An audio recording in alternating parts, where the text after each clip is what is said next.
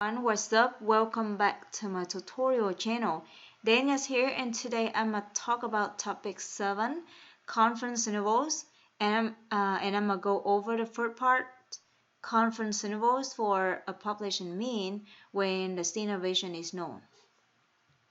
In this part, I'm gonna first introduce the point estimate for uh, a population mean, the confidence intervals for a population mean, how to compute the margin of error, how to compute the critical values and the notation z alpha, and lastly, I'm going to show you how to construct the confidence intervals for a population mean when the standard deviation is known. So let's get started off with the point estimate for a population mean. Here is a situation. In a certain school district, administrators are trying out a new experimental approach to teach reading to fourth graders. How can we measure the reading ability of elementary school students? And since we're working on the case when the standard deviation is known, so for this situation, we are given one more information. On the basis of past results, it is known that scores on this test have a population standard deviation of sigma is 15. So this is the objective, and the solution to measure the reading ability of elementary school students is we take a simple random sample of 100 fourth graders and then let them take part into the program. So at the end of the program, the students are given a standardized reading test. The sample mean score for the 100 students was x bar is equal to 67.30. Here remember that for population we use mu as the mean, and for a sample x bar is the mean. The best estimate for the population mean mu is the sample mean x bar, which is 67.30. Remember on topic 1 when we learn about sampling, sample population, when we want to make an inference about a population, we have to take a sample and the estimates, the statistics are used to estimate the parameter. Here the parameter that we are interested in is the population mean, which is mu. And the statistics that we use to estimate mu is the sample mean x bar, which is 67.30 in this case. So here the sample mean x bar is a point estimate. This is called a point estimate because it is a single number, and that is the best estimate for the population mean mu. So the first definition, a point estimate is a single number that is used to estimate the value of an unknown parameter. The topic today, the first part, we are estimating the population mean mu. So the unknown parameter that we are working on today is mu, and the point estimate is x bar. Next, the CI is for population mean. In the last example, the best estimate for the population mean is the sample mean. X bar is equal to 67.30. However, it is very unlikely that the point estimate x bar is exactly equal to the population mean mu. Therefore, in order for the estimate to be useful, we must describe how close it is likely to be. For example, we can use the interval 67.30 plus or minus 0.5 if we think that the x bar is within 0.5 of the population mean. So the plus or minus 0.5 here is called the margin of error. Basically, we are creating an acceptable interval for the population mean. So using this margin of error, the lower bound is 67.30 subtract 0.5, which is 66.80, and the upper bound is 67.80, and this is called a confidence interval of mu. So we have a new definition. The confidence interval for a population mean is the point estimate plus or minus the margin of error. And in this case, the point estimate is x bar. So we have x bar plus or minus margin of error. So sometimes the margin of error is not given and you have to compute the margin of error. So we have another definition for the confidence interval. 1 minus alpha confidence interval. An interval is called the 1 minus alpha confidence interval of a population mean mu if there is 1 minus alpha chance that it covers the population mean. For example, if we want to construct a 95% confidence interval for mu, here 0.95 is equal to 1 minus alpha. So we got alpha is 0.05. And remember, by the central limit theorem, when n, the sample size, is at least 30, x bar, the sample mean, is approximately normal with mean mu and standard deviation sigma over square of n. Here, standard over square of n is also called the standard error of the population mean. Let's say z is equal to x bar minus mu over standard error. By standardization, we know that z should be approximately standard normal. And since we are constructing a 95% confidence interval for mu, we basically we are going to use the 95% confidence interval for z and then make inferences for mu. Here we expect z to be bounded by an interval whose area is 0.95. So let's look at this in a normal curve. We want the middle error, the middle area to be 0.95.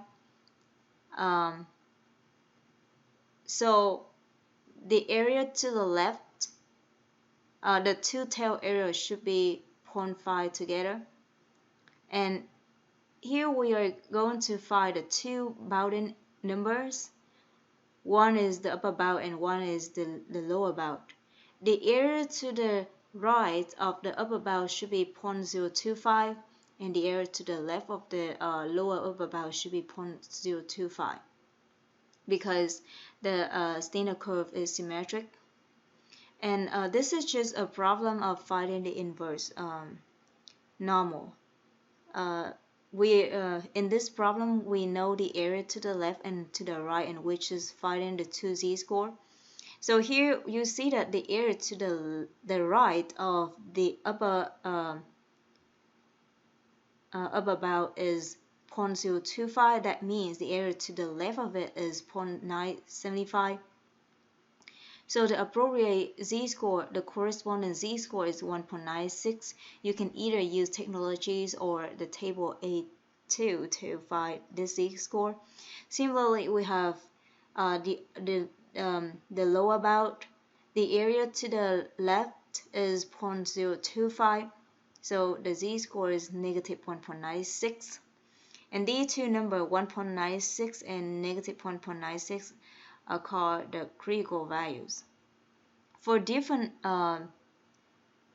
level of confidence, we will have different z-score, different critical values. Here the level of confidence is 95%, and we have the two z-score represent the two critical values, or negative 1.96 and 1.96. So the interval that cover z with 95% area is negative 1.96 to 1.96. That means x bar minus mu over standard error is between negative 1.96 to 1.96 with 95% confidence. So from here we solve for mu. mu should be between x minus 1.96 times standard error and x bar plus 1.96 times standard error. So we have the lower bound of mu and the upper bound of mu. Here we have constructed an interval, a confidence interval for mu, and we see that the point estimate is x bar and the margin of error is just 1.96 times standard error. In general, margin of error is the critical value times standard error. I repeat, for different level of confidence, we will have different critical value. So that's how we compute the margin of error. Now we go more specific into the critical values. As I said, with different level of confidence, you will have different critical values. So now I'm going to show you how to find the critical values for different level of confidence. And we start with the Z alpha notation. This is just a new notation, and this notation is significant in statistics. Let alpha be any number between 0 and 1. Maybe 0.1, 0.2, 0.925, 0.7586, any number between 0 and 1. The notation Z alpha refers to the z-score with an area of alpha to its right. So that means Z of alpha is a z-score that makes sure the area to the right of it is alpha, and the area to the left of it is 1 minus alpha. And notation Z alpha half refers to the z-score of an area of alpha half to its right. For example, if you look on this picture, you see we have two values here, Z alpha half and minus Z alpha half. Z alpha half means that the area to its right is alpha half. So the area to its left is 1 minus alpha half. And since this curve is symmetric and center at 0, we have the negative of Z alpha half is minus Z alpha half, and minus Z alpha half have the area to its left is alpha half, and the area to its right is 1 minus alpha half. So here the area in the middle between the two values, Z alpha half and minus Z alpha half, is 1 minus alpha. So from here we see that if you are if you are required to construct 1 minus alpha confidence interval, you have to find Z alpha half as the critical value, because the area between Z alpha half minus Z alpha half and Z alpha half is 1 minus alpha. Example 1. Find the critical value Z of alpha half for 92 confidence interval. 92 confidence interval, 92% confidence interval, that means 1 minus alpha is 0.92. So alpha is 0.08 and alpha half is just 0.04. So on the picture you see that Z of 0.04 and minus Z of 0.04, the area between them is 0.92. And by using either technology or A2 table, we have Z of 0.04 is 1.75. Here, let's look at this A2 table. To find the value of Z 0.04, remember the A2 table gives you the area to the left of a z-score and the z-score corresponding to a left area. So here we are given the area to the rise of Z of 0.04 is 0.04. So the area to its left is 0.96.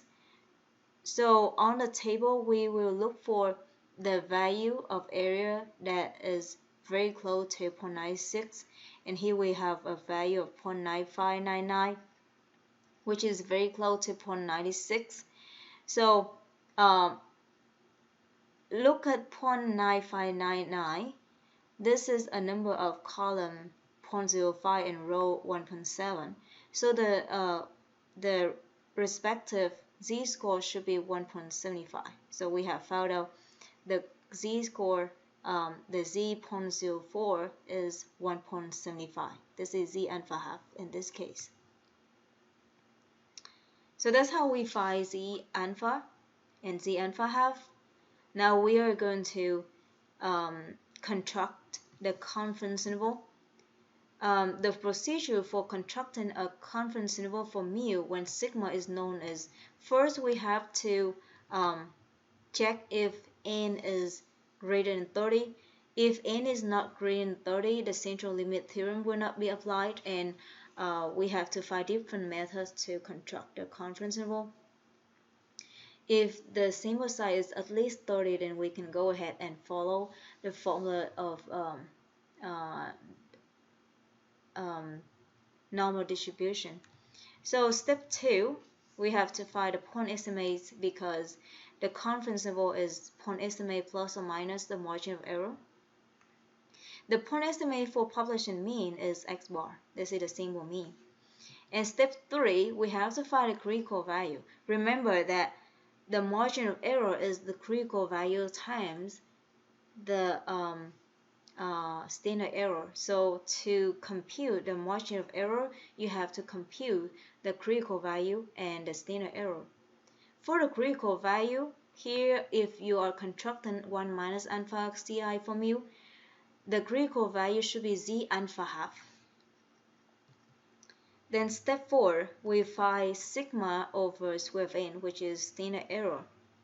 And then step 5, we use the point estimate and the margin of error to construct the CI.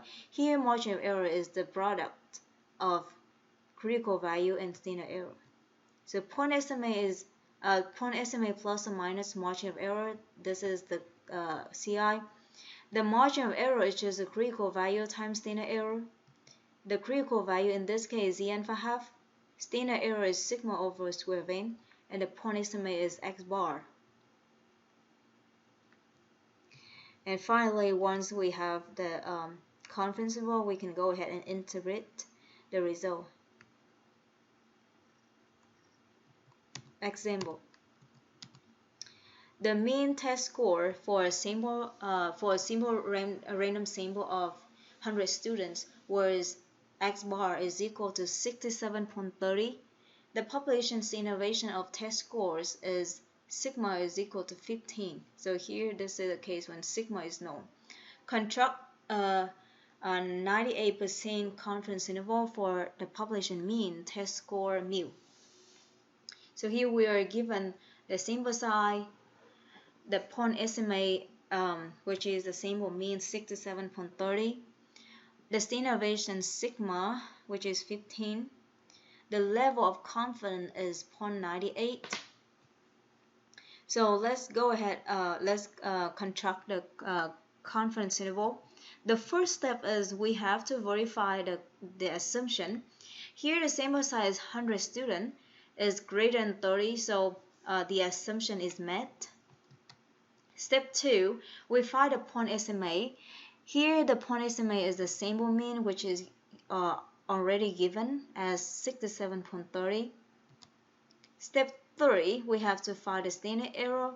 The standard error here is sigma over square of n, which is 15 over square of 100, and we got 1.5. Step 4, we find the critical value, z.01. Here, because the level of confidence is 0.98, so we want 98% area in the middle. So we have 1% for each tail. So the critical value is z alpha half, which is z.01, and we can use the A2 table or the calculator to find the z-score. So z.01 here is 2.326. Now we have got the point estimate, the standard error, and the critical value. So we can go ahead and construct the confidence interval. The margin of error is the product of the standard error and the critical value. So we got 3.489, and the confidence interval, the 98% confidence interval is point estimate plus or minus the margin of error, which is 67.30 plus or minus 3.489, and we got 63.811 to 70.789. So our conclusion is we are 98% sure that the population mean test score is between 63.811 and 70.789.